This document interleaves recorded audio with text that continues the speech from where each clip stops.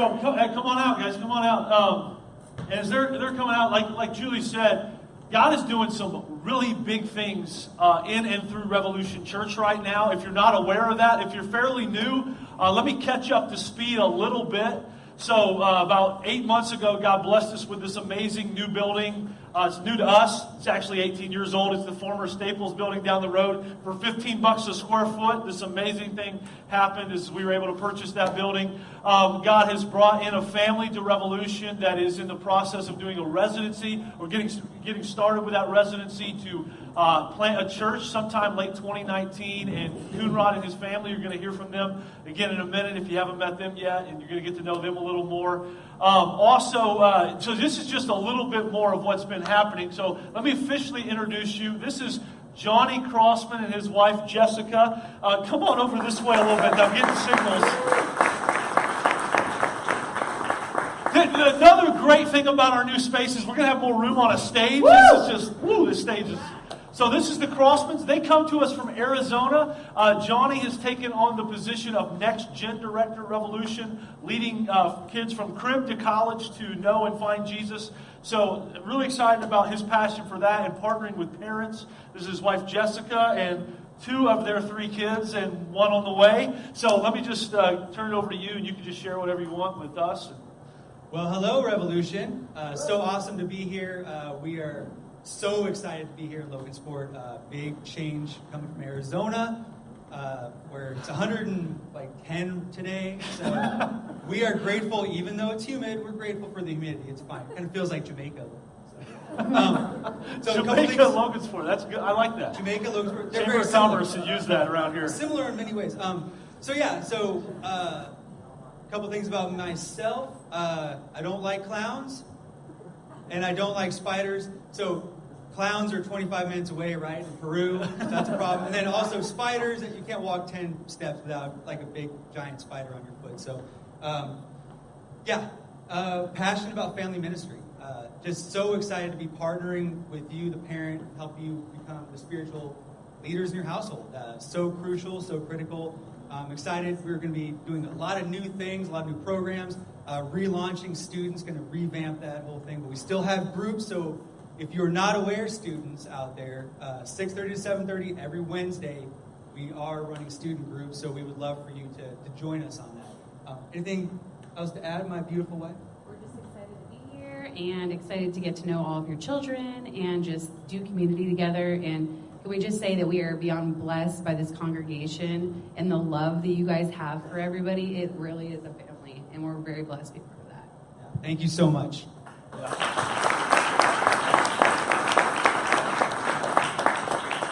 And you've seen this guy. We don't have enough room. You've seen this guy over here multiple times on stage already. This is Nate Scott, our new worship arts director. He comes from Michigan. This is his wife, Katie. So excited for the heart they bring for the arts and the local church and the experience he brings from Gold Lake Ministries and Grace Spring Church. So I'll hand it over to you. Just tell us about you, your family, your passion for Notre Dame football, all that kind of stuff. Go ahead. Yeah, thanks, Anthony. So we're really excited to be here. I am actually not a Notre Dame fan. My wife's family is. I'm originally from Alabama. Roll Tide. And so I'm sorry in advance that I am a winner. I'm just kidding. We got to work on this guy. I do love college football. Anthony and I have talked about that quite a bit, but we're just so excited to be here. We have a heart for leading people to the throne of God, and whether that's through music, which I'm a big fan of, or through arts, or just in our daily lives. And so we're really excited to partner with you guys and help reach this area of North Central Indiana and Logansport for the mission of God. And we actually haven't moved in yet. We are hoping to move in this Saturday. So I've been kind of commuting a little ways, but we're really excited. We're obviously excited about the new building. Got lots going on there, and I've kind of been involved with that already for a couple of months. But if I haven't met you already, feel free to come out and see me sometime in the town in between services or after service. I'd love to meet you and your family, and we're just excited to be able to continue to grow with you guys and reach people for Christ. Thanks, everybody. As they're leaving, I just want you to just think about this. Just think about what God is doing in the story He's writing here with Revolution Community Church. So, Revolution Church is currently one location in Logansport, Indiana. We're right here in the heart of Indiana, right? God has brought a worship arts director to us from the Kalamazoo, Michigan area. So we're going to see this map kind of zoom out here. That is cool. That's cool how they can do that. So, Gull Lake Ministries in the Michigan area. And then God has brought a next gen director to help lead kids from crib to college from Arizona. That's pretty crazy. Sun Valley Community Church is 5 locations, I think, in the Sun Valley area of Arizona. Casa Grande is actually where they were from. And check this out. God has brought a church planner to Revolution originally from the Cape Town, South Africa area. Is it to Logansport, Indiana? Okay, what is God doing? It's more than we can imagine, friends. God is writing a story I could never write, you could never write. God is doing something beyond our imagination in this little church in Logansport that's not just going to be in Logansport forever. We're going to expand and reach a region for Jesus Christ to beyond that. So I'm going to hand it back over to Julie, and we're going to hear some more from Coonrod, Christy, and it looks like Annabella's here too. Yeah, so it is my pleasure to introduce you guys to Coonrod and Christy and their daughter Annabella. Just give them a Revolution welcome. We have been seeing them around for a few months now. They've been becoming a part of Revolution, and we are so excited to have you guys, and really excited just to jump into this church planting residency, which maybe we're thinking like, what is that, and what does that look like? And several months ago, Anthony might have mentioned it, and it didn't make any sense, so we just want to help clear that up a little bit, as much as we can. But I just want you guys to start by telling us a little about where you're from. Obviously, we saw a little ways away. Christy, not so far away. And how you got involved in ministry.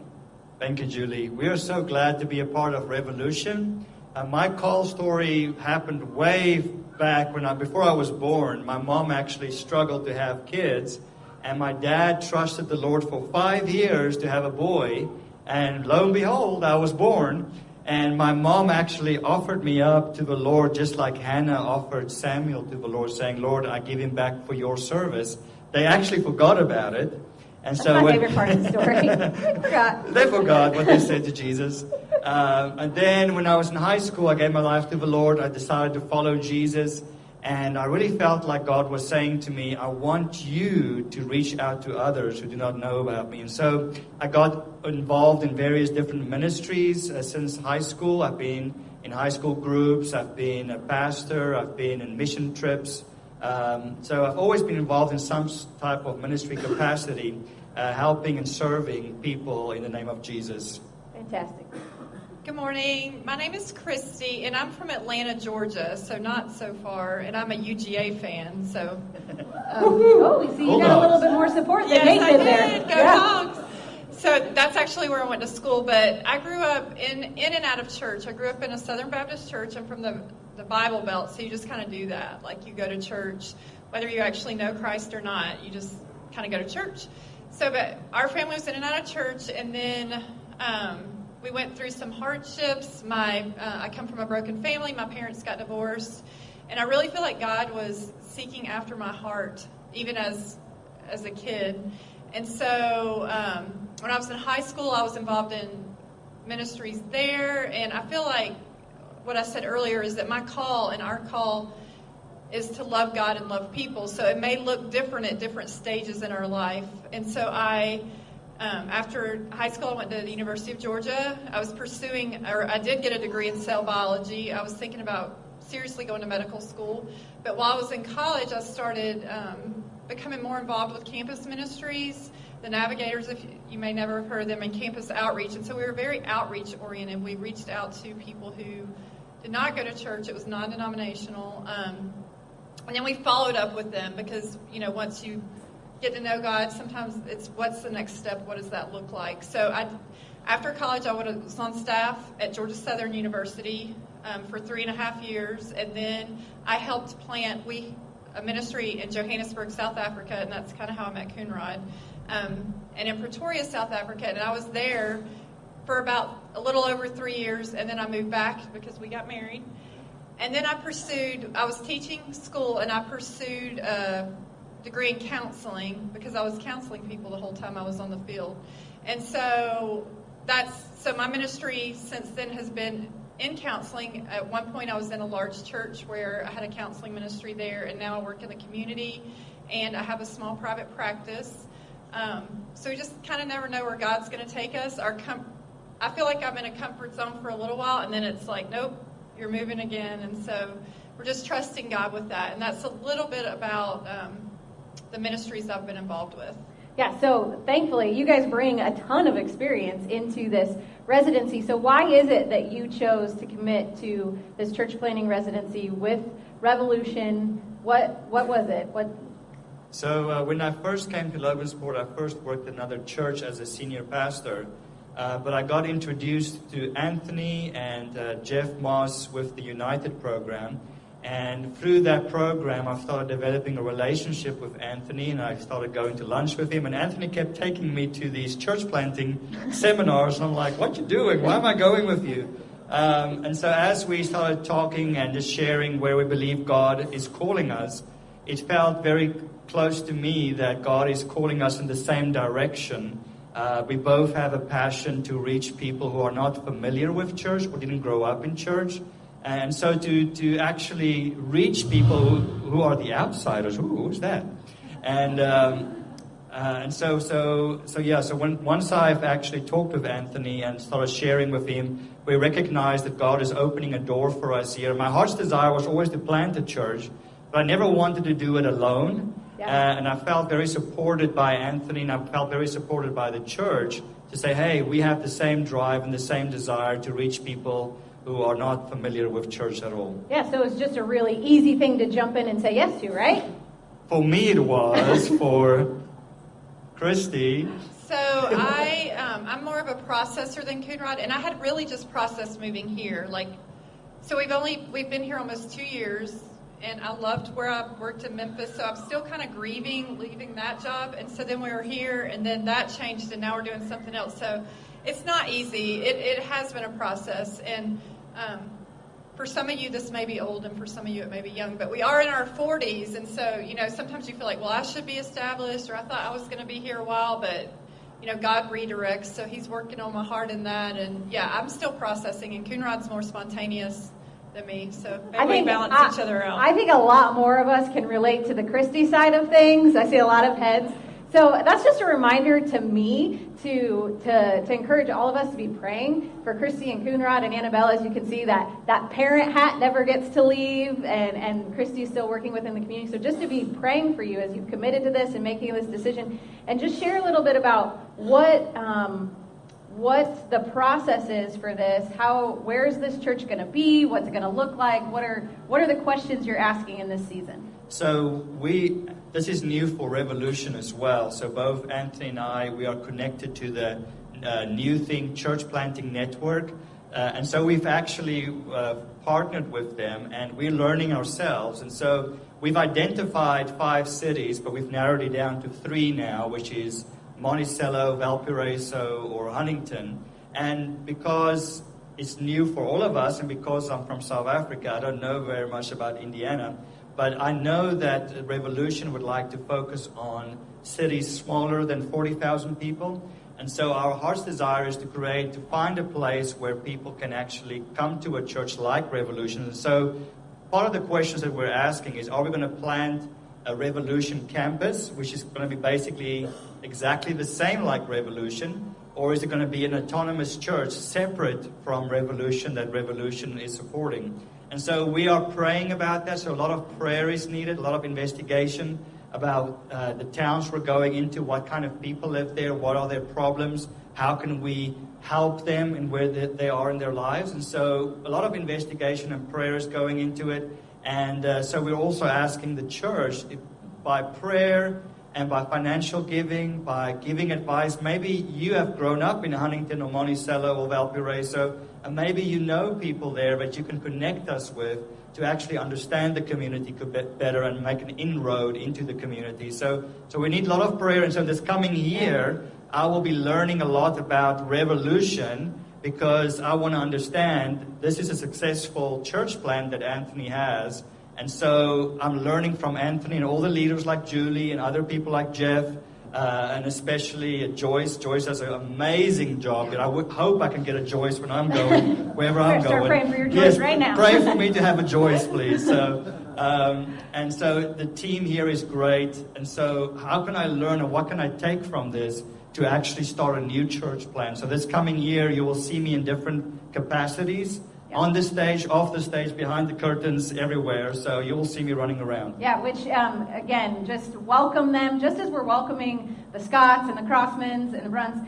They're now part of the family. So introduce yourself. Coonrod said he is perfectly willing to let any of you take him out to coffee. Loves coffee, Christy as well. So get to know them, get to know their heart, and just, again, be praying for them because thank you for your bold step. They're acting boldly. You guys can go ahead. Annabella, like that mic. So they're taking a really huge, bold step. And I know a lot of you are sitting there, because I would be sitting there too, saying, I'm glad that's not me. I'm glad that's not me having to figure out all these next steps. Because as you heard, there's a lot of unknowns still. But there might be a lot of unknowns in your life. But you're still asked to act boldly. It's through big dreams and bold actions that we can affect dramatic change. And I can think of no better example of that here locally than Revolution. Over the last years and months, as Anthony and his team have led this church different directions, and we've thought different things were going to happen, the one thing that remains is that continual bold action. So whatever it is that you're supposed to be doing, I just want to encourage you to do that. And I'm just going to hand it back over to Anthony so we can get some more updates on what all's going on. Can we give Julie a hand? She does a great job with that kind of thing. So let me start by just introducing everyone up here, and we're just going to give you some very specific updates. We're going to try to keep this engaging, where it's not just throwing out information, but we want to be transparent with this project. We want you to know where we're at, where we're headed, kind of what that's going to look like. So I have up here with me, this is Bodie Kitchell, Matt Llewellyn, Jeff Moss, Kyle Forgy. Actually, Bodie, Matt, and Kyle are all members of the board, along with Mike Mayer, Lindsay Haggerty, and Joyce Mayhill. And then Jeff Moss leads the construction team, this team of guys at our church that are kind of handling the ins and outs of construction and just doing an incredible job of organizing volunteers and saving money in different ways, finding the right contractors we need for the right job. So the other members of the construction team are Mark Ruski, Tony Brown, Paul Lindback, and J.D. Dukes. And again, they're doing just a stellar job, as well as our board is doing an amazing job of kind of handling the finances of this. So, and I want to make you aware as we start this conversation, if you have any questions that maybe we could ask in this time, we're going to be up here for 10, 15 minutes, you can actually email me a question right now to this email address, and it'll come right to my iPad, and we might be able to answer even a few questions right now. For those that we don't get to, we'll get with you this week and answer those questions. So you can use your smartphone and ask a question if you'd like, and we'll pull that email up. So we're going to start with Jeff. Just give us some updates on construction, where it's at. Maybe people have seen my Facebook Live videos. Maybe they haven't. But so tell us what's going on with that. All right. First off, I just want to thank the construction team. We've worked hard on this just to get things right. And a lot of thought process into the prints and redoing things, changing things. Like I said, first service, we had to quit, letting Anthony look at the prints because every time he got a hold of them, he was changing something. So we've finally moved past that. We're set. Demolition, that took a lot of time. People were looking at like, man, what's going on in there? Tearing down walls, cleaning up, tearing lights out, ripping concrete up, refinishing floors. There's a core group of guys that were just my right-hand men on that. Josh, Dave, Taylor, Don, Mark. Those are just guys that I could always depend on if I called them. But there's a lot more people that help too. If you helped in any way, shape, or form during anything, man, I'd just like you to stand up. No, seriously, stand up. Thank you for that. That's huge. So know that every hour that you put in is money that's saving the church.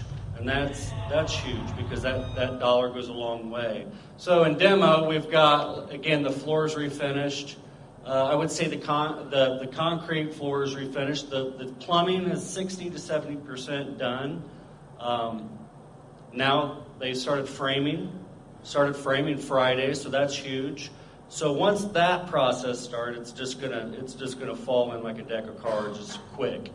So we're looking forward to that. We've got the exterior painting going to be done in the next month or so, signage. So again, stuff's just going to be really falling into place. Yeah. Thanks, Jeff. And I know you're going to have some opportunity for us to serve at the end. You'll share that with us. So Matt, tell us a little bit about kind of the projections, where we're headed with this. Because one of the things I've heard from a lot of people is it just seems like it's moving slow, and what's going on, like Jeff said, or what's the timeline? When are we going to be in there? So can you speak to that some? Yeah. First, I'll speak to kind of what it took to get here. Jeff mentioned a lot of this, but really the design that's up front is really what lays the groundwork for this thing taking off correctly, taking off in the right way. So a way I like to compare it is, home renovation. If anybody's had a project like that, a lot of times you see how long that takes, especially if you're doing it yourself. But you consider this, there's so much more to take into account for. We have acoustics within the room that need to be fully designed. We have the lighting that has to be fully designed. When we first announced this and showed that blueprint, really that was just the floor plan. That would be like when your kid brings you a napkin with a car he drew on it. It takes a lot more to build that car than it does just to put it on a piece of paper. And that's really a lot of the work that's been done here over the last few months, is really putting that stuff into action, exactly picking the type of wall panels that are going in the spaces, picking the type of sound equipment, the type of the flooring, the type of the lighting, everything, and then even running that against the fire code, exits and everything else that's required by the state to make sure we're occupying the space adequately and all the fire safety things are taken care of. So there was a lot of stuff that had to be done beforehand just in the design side. Then on top of that, we have to have the bank on board. We have to make sure the board's communicated with, that they express the budget that we had to stay within from the beginning, and then we're bouncing stuff back and forth, picking the right materials and the right contractors to make sure that we're doing everything as the leaders of the church to stay within those budgets. So a lot's been gotten to get us to this point, and that takes so much more time than what people imagine, but now we're there. I mean, really with Friday starting the framing, that's really what's going to launch this thing. Everything will go so quickly. There will be just a few contractors getting started on the framing, but after that, you'll have drywall, you'll have lighting, you'll have HVAC work, all the rest of the plumbing work, and all the interior finishes, as well as all the interior design that's coming up as well. So really now you'll start to see a bunch of cars over there, and it'll go really quickly. By quickly, it's taken us 6 months to get here. It will take us probably 3-4 months to get in there. So, which, to speak to that, we're planning on a grand opening of the new building on the last Sunday of August. So make sure you put that on your calendar. Don't plan anything vacation-wise that weekend, where school's back in and all that. So, so thanks for those updates. And this would be a good time to think about, or to talk about this. We actually have adjusted the outside layout. You see this amazing picture here, but we didn't think it looked enough like a church, so we've decided. We're kidding. We're not doing that. We're not adding that. That's too much. So, so that's kind of the construction side of what's been going on. Looking at the finance side of the vision, I want everyone to know before these guys speak, we're in a really good position financially for this project. We started this generosity initiative 6 months ago, started with a bang, and things have slowed down a little bit over the past few months. We're a little bit behind schedule as far as the projected number we released on November 5th of the 1.35 million. And because of that, we've decided to make some sacrifices. We're not going to get the private jet that was kind of never figured in, but that's really cool looking anyway. But so Kyle, can you just speak to some of the finances and what's going on there? Well, I can assure you guys that we truly are in a really strong financial position, and this is largely due to your generosity. So thank you for what you've done, the sacrifices you've made in giving. But is that generosity mixed with the stewardship of the church staff and of the board? I'm new to the board, so that's not on me. It's on these guys and a few of you out in the seats. But I came on last fall about the time that we were evaluating last year's budget and planning this current year's. And what was incredible to see was the track record of stewardship. People were staying within their budgets. They were using the money wisely. There wasn't frivolous spending. And due to that track record of stewardship and having a leadership team that is constantly looking down the road and saying, this is where we want to be, this is where God has called us, so here's the steps we have to take today to get to where we want to be. So that stewardship, the wisdom, mixed with the generosity has really put us in a good place. If we look at what we owe on the building in comparison to what's in checking and savings, it's awesome. It is very exciting to look at, and is our goal to stay ahead as we work through this renovation. Is our goal as we go through this to accrue as little debt as possible, to use the cash that we have on hand so we don't have to pull from the line of credit that we have. And some other things that we're going to do to help us stay ahead is we're going to have work days and specific projects that we are going to tackle. And so we need volunteer involvement. We want to utilize the talent and the skills that are in this room, because anything that we're able to do ourselves is one less thing that we have to pay a contractor to do. Depending on how the finances come in, something else that we may do is have a second phase of the remodel. We would do all that we need to get moved over and to start utilizing the space, but we may have a second phase to kind of finish things out. But ultimately, in order for us to achieve this vision, to reach our community with a greater impact, it's going to take generosity, and that's a big part of what today is about. Yeah, and before you speak more to that, Bodie, just kind of express a little bit more of what Kyle was saying on the finance side, with the financing we've received, things like that. Just explain that a little bit for everyone. So the one thing that I will say is, as a board member, we've seen a lot of doors that have presented themselves and been opened, some doors that have been closed. But the one thing that I think we feel really confident in is that God's hand has been on this ever since that we took on this project. Having said that, we wanted to work with a local bank to secure the financing, and we couldn't find one any closer than 200 feet. So we're working with First Farmers Bank and Trust, and we have got 75% of the project is financed through them. The other 25% we were able to put down on the purchase of the building. So we're really in a good spot. We feel good of it as a board, and the one thing that I'm challenged by is what Anthony's vision has been all along was pray boldly, serve boldly, and give boldly. And if we continue to do that, we could potentially do this project debt free.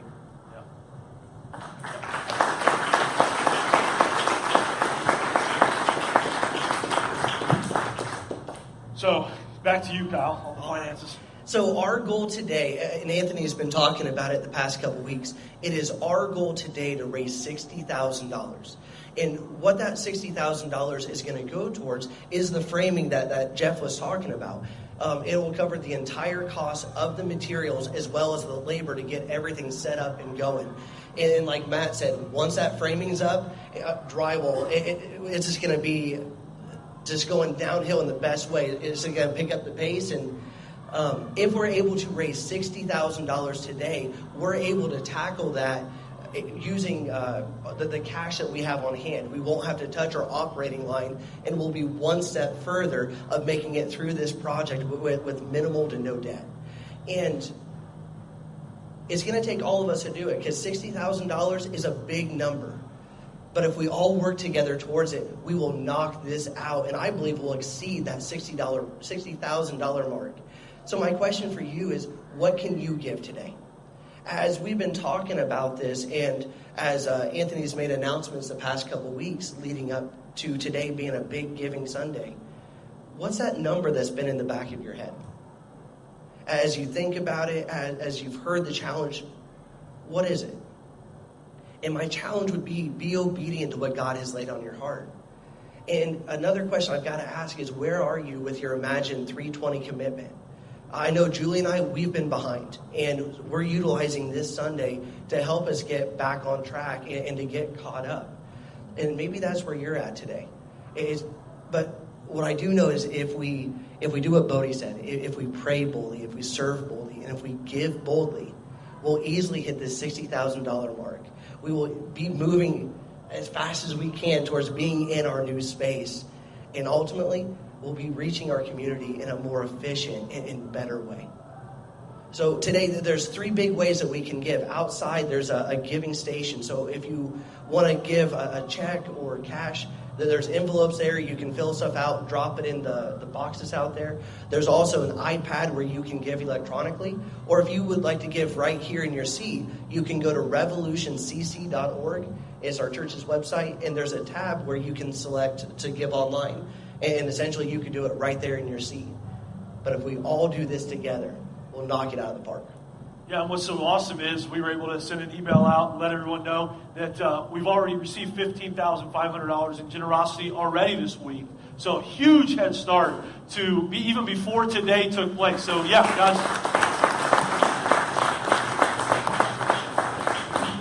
And the only question I received was a question about, can we meet to talk more? Yes. I mean, if you want to know more information about what's going on, I'd love to sit down with you. One of these guys would be happy to answer any more questions. But and if you have any other questions, that's the only one I got. Send them to that email address. We'll get to them through the week. And before we take off, just give us that challenge of how can we, beyond the giving side, volunteer, serve boldly through this.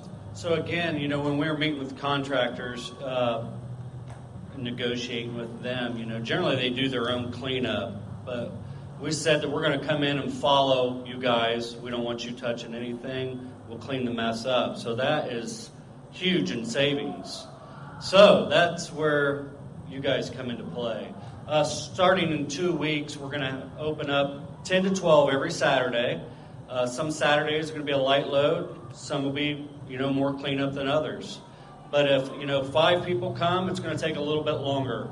If 20 to 30 come, we're going to be in and out in no time. But no, when you do that, you take ownership. That's your building, and you're going to be able to look back at the end and say, you know what, I played a part in that, which is going to play the part in affecting everybody in the community, saving lives, reaching the lost, helping the hurting, everything. It all comes into play. And we're going to need a bunch of people. We've been saving pallets. And we're going to build pallet benches and chairs for the new gathering room, and we need to make sure we get all the nails pulled. That's not true, actually. It's not going to be pallet chairs. We're going to find room in the budget for the chairs. Okay. So sorry about that. Yeah. So, hey, give it up for these guys for helping us out.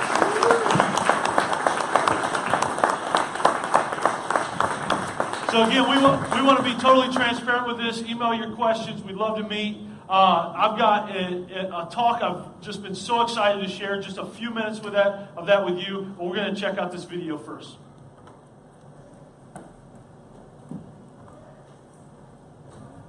For Revolution Community Church, I dare you to imagine 320.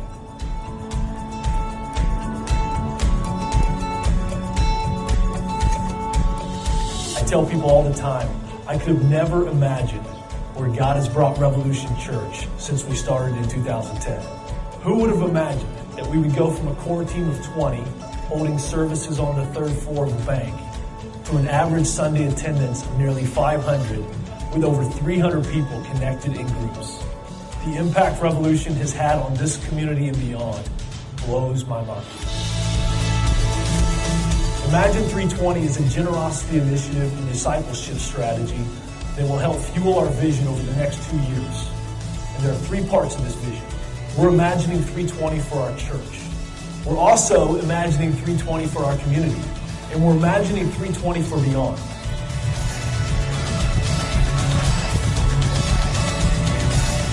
In the time since we started, God has done so much. But He's not even close to finished with this movement. I believe in many ways, we've only just begun.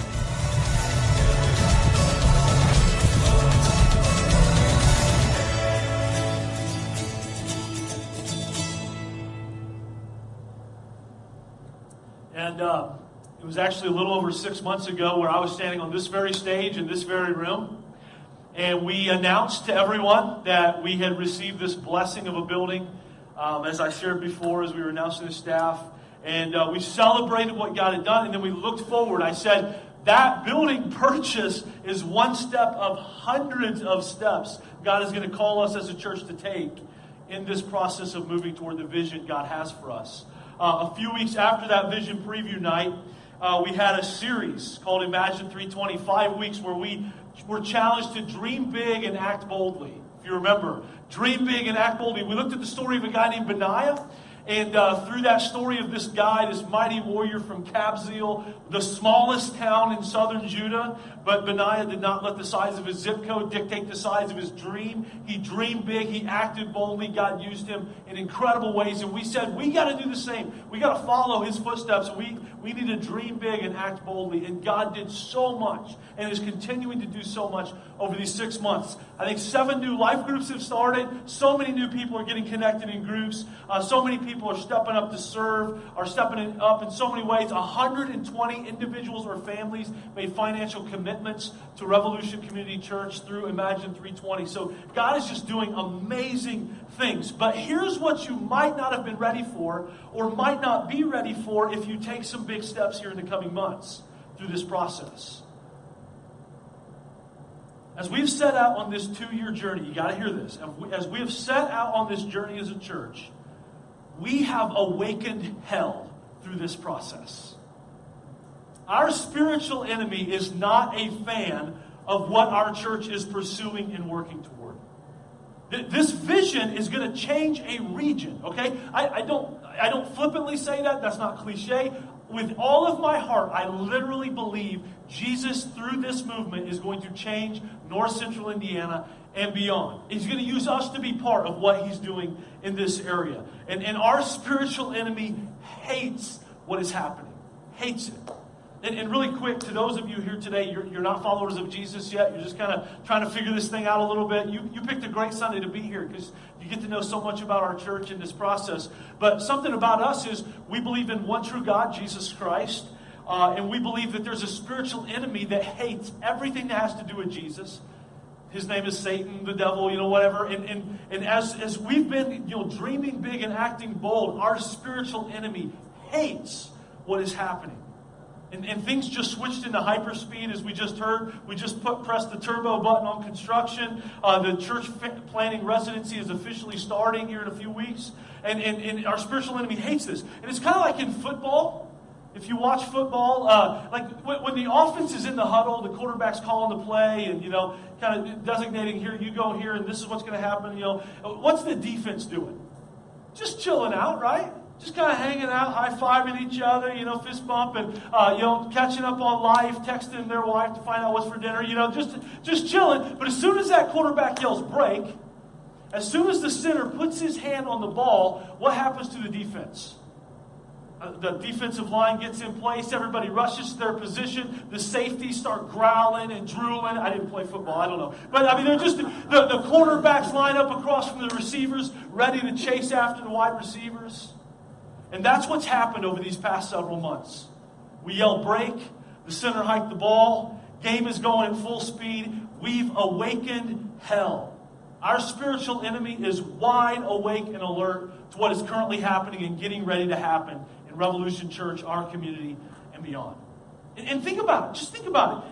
Even in the initial phase of the process, some people have decided to step away from Revolution, at least for a season, because they just weren't ready for a step like the step our church is taking. And man, I get that.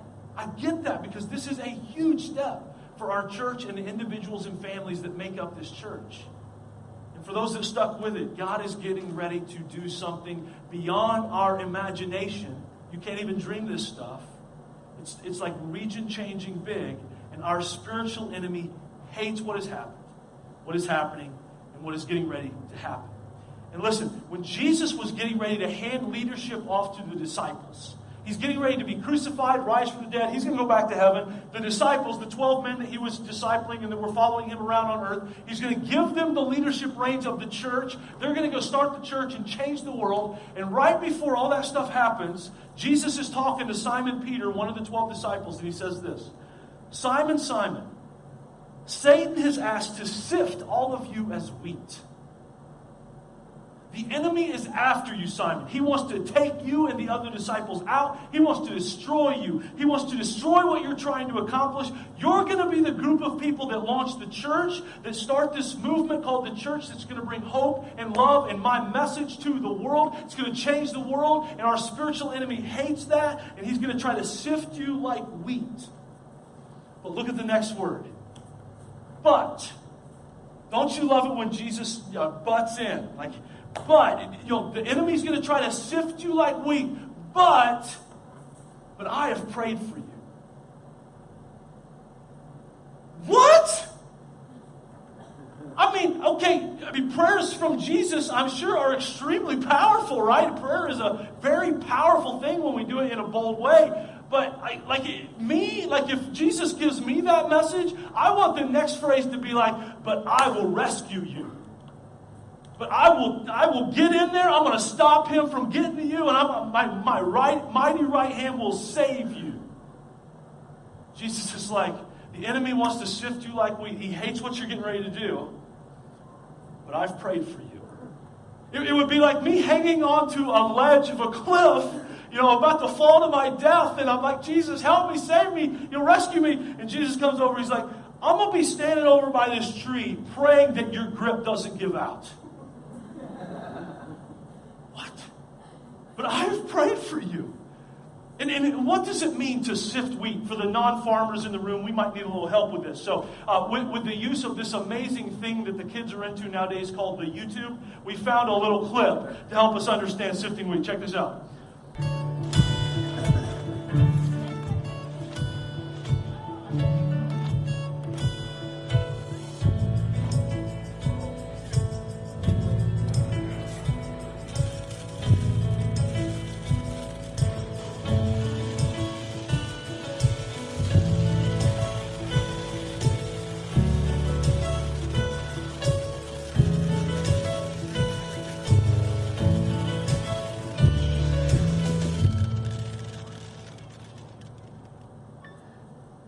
Listen, what Jesus is saying to Peter is he's like, because of the vision set in front of you and the plans I have for you in these 12 disciples, Satan is going to attempt to beat you down, distract you, and separate you. But don't forget, I'm praying for you. And listen, friends, there is huge purpose in what Jesus is doing. There is huge purpose in this whole thing that is happening with the 12 disciples. Let me use a little illustration to help us with this. And I'm going to kind of use the story of our church to help us. When our church first started 8 years ago, almost 8 years ago, on the second Sunday of September, we'll celebrate 8 years as a church.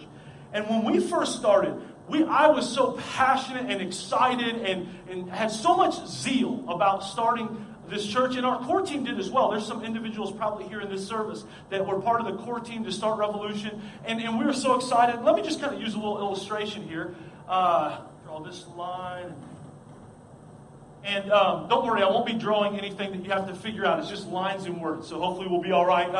But let's just say this vertical line here represents like zeal, excitement. And this up here, this is like 100%. And 50, and you got 0 down here. I'm going to pull this out just a little bit and make sure we get it where we can all see it really well. So that's the zeal kind of passion scale, and this is just time going on and on. This is like a timeline. When we first started Revolution, and when you start anything, like this goes for our journey of faith, brand new ministry position or career change or big next step in your journey of faith, like whenever we take those steps, our passion's high, our zeal, excitement's really high, but our faith is kind of low. We have a measure of faith. That's how the Bible describes it. Romans 12, Paul, he's talking to this church in Rome. He says, we're all given a measure of faith.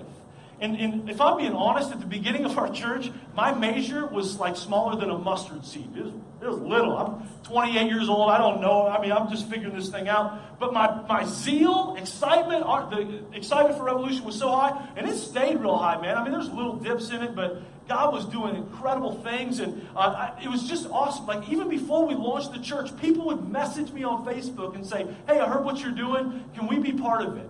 Like, well, yeah, we need humans to be part of this thing.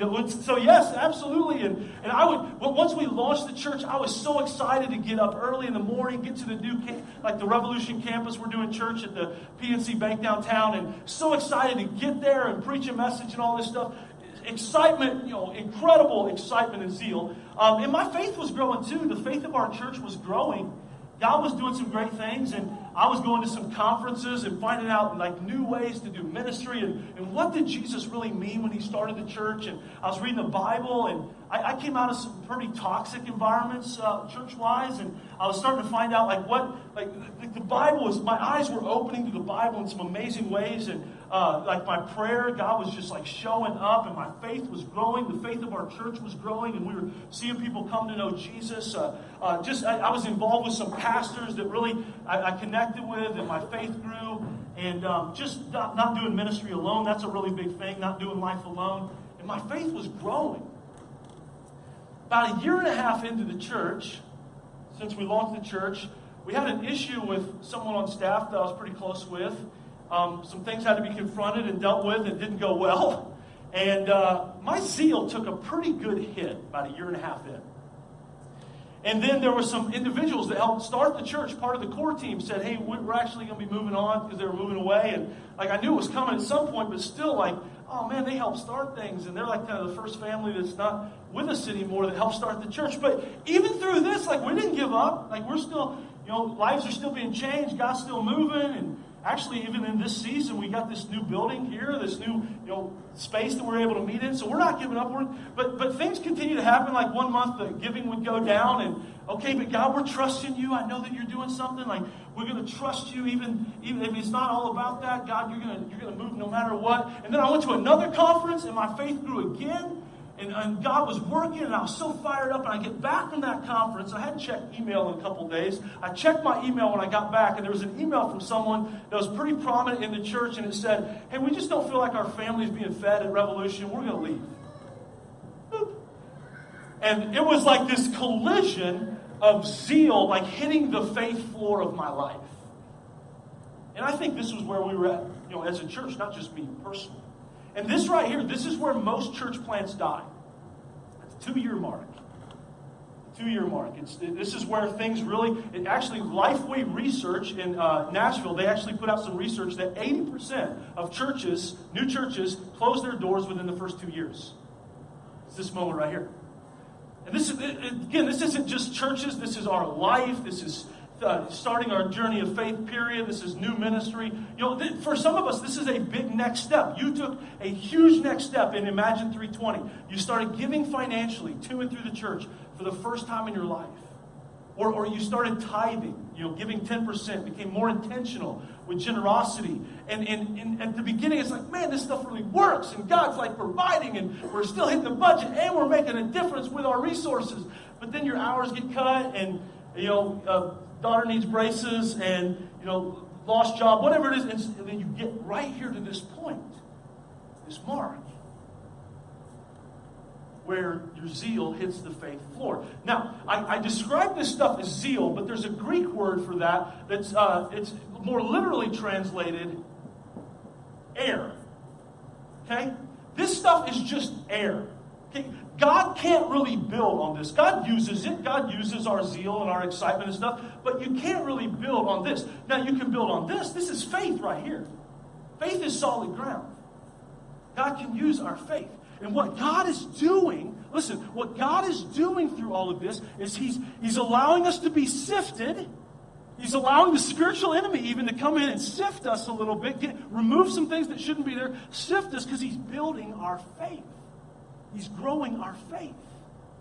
Faith is a huge deal to God. Faith is the thing He wants to grow and develop in our lives. If our faith's not growing, Our relationship with Jesus isn't growing. Without faith, it's impossible to please God. Hebrews 11, verse 6. And what God is really doing in this moment right here, listen to me. What God's really doing right here is He's trying to show us that you're not really all that and a bag of chips, like sometimes we think we are. Like, you're not really all that, Anthony. You know, there's a lot of work I still have to do in and through you. And see, if we stay up here and we just ride high, this thing can get in us called pride, and we start to think we're someone we're not. So God will take us through this right here. So what do I do? Right? Maybe that's where you're at. So what? Okay, I'm tracking with this, and maybe I'm here right now. So what do I do? Well, you just keep taking some steps, and what you find out is if you don't lose faith and you keep moving forward, your faith will actually grow some more. It'll grow again. And here's what faith is, by the way. Let's throw it on the screen. Faith is living in advance what you'll only understand in reverse. That's what faith is. It's going forward even though you don't get everything yet. So you just take some more steps and your faith grows. It's just amazing what happens. Like, God grows our faith through these moments. And like with Revolution Church, like we got to this point where we moved into this space totally out of room. Like we started doing 2 services and just totally out of room. And so we started looking for a new space, and like every door we push on closes, and this one closes, and this one closes. So finally we remodeled this room and added seats in the back. And then we were, got to try to find our own space, and those doors were closing. We were going to go buy land, that closed, and buy the Sears building, that door closed. But all through that, guess what? We're not going to give up. I know that, God, even though we want to do this for your glory, we'd really like to open up more seats for more people. We'd really like to do this so you get the glory and you get the fame and lives are being changed. It's not working. Well, we're just going to keep going forward. And I kept preaching messages, and, we kept having church on Sundays, and people kept coming to know Jesus and standing in the room and getting baptized, and God was doing His thing. And we went through 4 worship leaders the first 4 years of Revolution. That wasn't my plan. I don't know what you're doing there, God. But, hey, we're going to keep moving forward. People keep getting baptized. We keep growing. God, you keep doing your thing. And then Nick and Cindy and Grace God and some others kind of got on board, and that helped a lot. But we just kept moving forward, and I would have these insecurity issues, and God, I just don't feel like this Revolution's not the coolest church, and I'm not the best looking pastor and all that stuff, but my wife loves me, so I just gonna keep going forward, and my faith kept growing, and just different things happen, and giving goes down for a month, but God, again, that's not all it is. You're gonna provide. You have a purpose. You are doing something good in this. You are growing our faith through this. Now, here's what happens.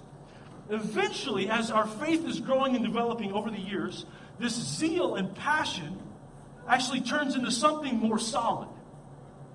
The Bible describes it as this: joy. And it even says this. It says that the joy of the Lord, some of you have heard this, is our strength. And what's amazing is, now you're over here, you're as high as you were there, but it's not built on air anymore. It's built on faith. It's built on something solid, something that God can work and build on this stuff right here. It's built on faith. This is what God is doing. See, friends, this is why Revolution didn't get a building back here. This is why I needed to grow. Our church needed to grow. God needed to send the right people so we could continue growing. And something had happened that He could build upon. This is probably what God's doing in your life in some way. There's something that's going on right now in your family, in your relationship, in your finances. This is what God's doing. Let's go back to Peter. This is what I'm going to end on right here. Simon. We're back to that story, remember? Satan has asked to sift all of you as wheat. I didn't tell him no, but I'm praying for you. I've prayed for you, Simon. And here's the prayer. Listen, here's the single solo thing Jesus is praying for His disciples. He's praying over us. He's praying over our church in this process. I have prayed for you, Simon, that your faith may not fail. That's what I'm praying. This is all about growing your faith. Trust me in this. I'm strengthening you. I'm growing you. I'm building you to where I can actually do something more with you. Don't give up. I'm turning that air into joy. Something is getting ready to happen. Do not give up. I'm growing your faith. And do you know what kind of prayer that is right there? That is a bold prayer. That is a bold prayer. What we're going to do right now, in kind of response of today, we are going to write out some bold prayers. You received an index card when you came in today, and hopefully a marker as well. Don't write anything yet. Let me explain this first, because next Sunday we are starting a brand new series called Bold Prayers. It's going to be an amazing series for the month of May. Don't miss it. And we're going to use these index cards, and hundreds of them were turned in first service. We're going to use these index cards to display as our stage design on this wall. So we want you to write down a bold prayer. It might be a bold prayer like Jesus was praying over Peter. God, I pray that my faith won't fail. If you're not a follower of Jesus, your prayer might be a surrender prayer, like, God, I give my life to you. Jesus, I give my life to you. And you put that in here, and everything changes. It might be a specific bold prayer, like, God, heal me of this, or God, set me free of this. It might be a bold obedience prayer. God, help me obey you even though this is happening right now. Help me not to stop. Help me keep going forward. Maybe it's a bold prayer for revolution. God, do more than we can imagine. God, protect us through the spiritual battles that come with moving your mission and gospel forward. God, guide us on this journey. God, lead the way. Be in front of us. As the band continues to play, just write down that bold prayer. And then whenever you're ready, just bring it down to the buckets in the front, drop it off, and just kind of be in a spirit of prayer, in a spirit of worship as we take this step together.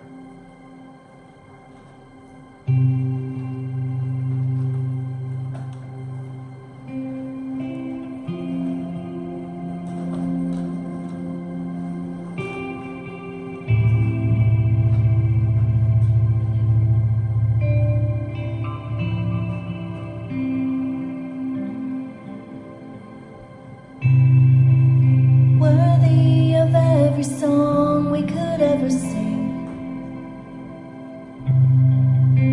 worthy of all the praise we could ever